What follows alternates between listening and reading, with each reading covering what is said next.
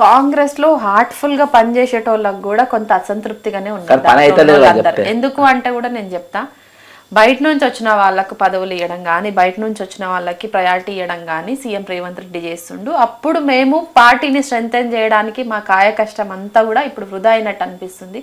Party కోసం పనిచేసిన వాళ్ళని అసలు దేక్తలేడు సీఎం మెసేజ్లకు రిప్లై ఇస్తలేడు, కనీసం అపాయింట్మెంట్ ఇస్తలేడు.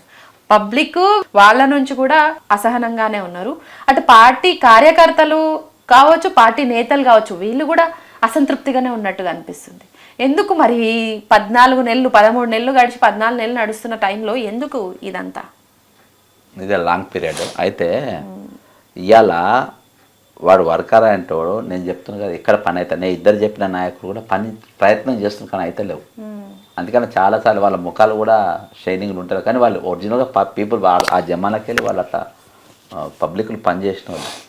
వీళ్ళకు అసొంటి వాళ్ళు ఇష్టం లేదు, వీళ్ళకి అది పనిచేసేది ఇష్టం లేదు. వాళ్ళ కోసం నీకు బాజాబ్తో ఒక అడ్వైజర్ చెప్తారంట ఒకళ్ళు పోతే, నాకు ఇక్కడ వీళ్ళకు ఇంతమంది ప్రాబ్లమ్స్ ఉన్నారు, కాంట్రాక్ట్ ఎంప్లాయ్, అరే వాళ్ళది ఎందుకు అబ్బా, మన దగ్గర పైసలు ఏం లేవు, నేను పైర ఉంటే చేసుకున్న రూపాయలు సంపాదించి అవతల వారు రాదంటారంట.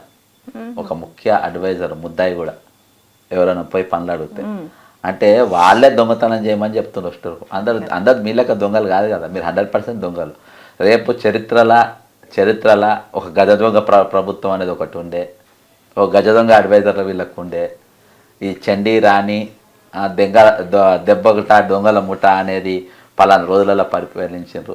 ఇలా ప్రామిస్ నాకు నేను చచ్చిపోయేదాకా కాంగ్రెస్ పార్టీనే ఉంటా నేను అనుకున్నా. ఇవాళ Congress party, all India Congress party ఒక నిర్ణయం చూసి ఇటువంటి దొంగకి ఇచ్చినాక వాళ్ళ స్థాయి నాకు పూర్తిగా ఎట్లంటే చీప్గా అయిపోయిన రాదు. రాహుల్ గాంధీ, ప్రియాంక గాంధీ అయితే నాకు ఈగలకి అయిపోయిన రాదు. అంటే చాలా చిల్లరగా అనిపించింది. ఇంత నమ్మకం, ఇంత విశ్వాసం ఆ స్టేచర్కు తీసుకొని రేపు చరిత్రలో ఈ రాష్ట్రంలో కాంగ్రెస్ పార్టీ అక్కడికి వచ్చింది. ఒక ఇయాల్టికి దాదాపు 45 మంది ఫోన్ ట్యాపింగ్లు ఉన్నాయి, అందులో 12 మంత్రులు ఉన్నాయి, 12 మంత్రులై ఒక మంత్రి వాళ్ళే చేసుకుంటారా? ప్రభుత్వం రేవంత్ రెడ్డి చేపిస్తాడు. రేవంత్ రెడ్డి నన్ను ఎవరైనా దింపడానికి చూస్తుండ్రా అని. కానీ ఖచ్చితంగా ఈ ఇన్సెక్యూర్ ఫీల్ తోటి పాలన చేస్తాడంటారా? దొంగకి ఎప్పుడు భయమే ఉంటాయి కదా, పోలీసులు పట్టుకుంటారా అని. దొంగతనం సక్సెస్ఫుల్గా చేసిండు. ఇప్పుడు ప్రపంచానికి బెస్ట్ ఎగ్జాంపుల్ ఇజ్రాయెల్ మిగులుతుంది వ్యవసాయంలో. అట్లా రేవంత్ రెడ్డి విషయంలో ప్రతికి బెస్ట్ ఎగ్జాంపుల్ ఓటుకు దొంగ.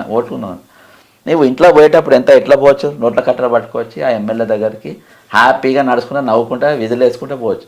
దొరికినప్పుడు ఎట్లుంటాడు? ఆ భయం ఇప్పుడు ఉన్నది రేవంత్ రెడ్డికి. ఎప్పుడు నా ప్రభుత్వం కూలిపోతుందో, ఎప్పుడు నేను చేసిన స్కామ్లో దొరుకుతానో, ఎప్పుడు లగిచర్లో నా ఇంటి మీద పడతారో, ఎప్పుడు సంగారెడ్డి నా మీద పడతారో అనేది ఎప్పుడు భయంతోనే చేస్తాడు. ఎందుకంటే ఆయన ట్రాన్స్పరెంట్గా లేడు. ఈరోజు మంత్రుల ఫోన్లు ట్యాపింగ్లు చేసి ఇవాళ మంత్రుల ఫోన్లు ఎవరైనా ట్యాపింగ్ చేసి ఆ పోలీస్ ఆఫీసర్ వచ్చే రోజుల్లో మామూలుగా ఉండేది. అది 1000% నువ్వు రాసుకో, మీరు రాసుకోండి.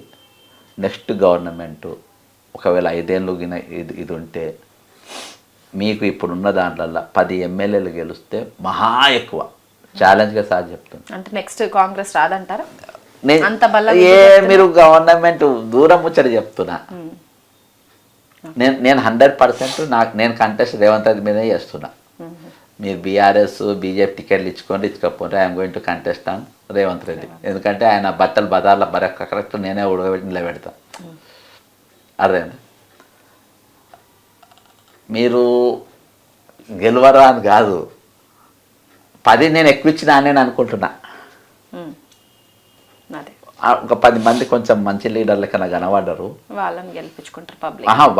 వాళ్ళ సొంత బలంతో గెలుస్తూ 10 గెలవచ్చు అని అంటున్నా. కానీ తక్కిన వాళ్ళు మాత్రం ఎట్లా అని అంటే లగిచర్ల చెరువు అవతల దాకా ఉరికిచ్చి అతను ఓట్లు లెక్క పెడతా. ఫస్ట్ పెళ్ళాలు తలకాయ ఎక్కడేసి పెట్టుకోని ఆడ పెట్టుకోవాలి. ఇక